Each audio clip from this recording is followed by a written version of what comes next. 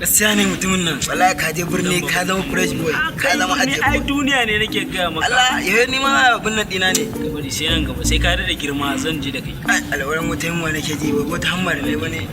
ina da wata gunto goma ma na tore ita akwai can da na ga mai biyo ta na sai ta akwai wata budurwa ta unguwa su Musa wacce ne wannan za a ganta mai farin nan mai awara okay na gane ta ai ko yanzu na wuce na tada ita na awara gurin ta zamu je za ta ga lissafi yau to mu je ko iya lissafi za ta ga a san yadda za a yi muka je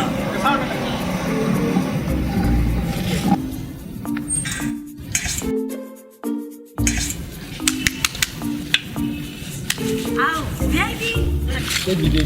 na yi misin ɗinki a yi su tun yaushe ka dawo shekarun jiya na dawo dare ina ta tunanin baby ko ya gudu ya bani ina dalilin ki aya ma na ce ba zan iya gudu in baki ba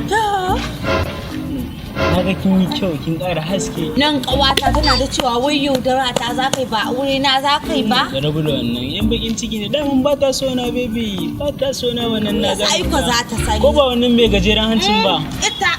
ba ta so na da ke amana da bai miji halin da ke akwai amana an jima zan dawo da magariba ki san me na so miki wa ni ba yanzu kin ga wayar da na siya da na je birni Android me shafa ki ji la baby shafa ki ji kai shafa ki ji shafa ya ka shafa mana ki ji na jin tsoro ba ta kama ki ba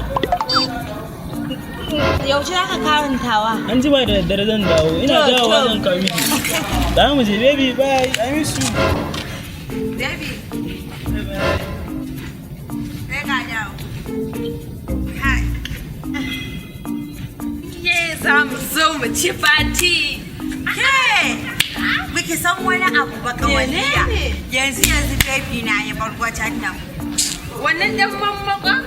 ke wannan saurayin naki dan mammako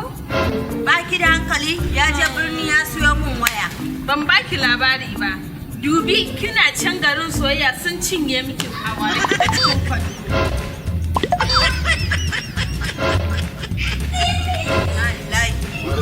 kin gani to na shiga uku yanzu kina nan kina cikin soyayya sun cinye miki awara na tafi sai an jima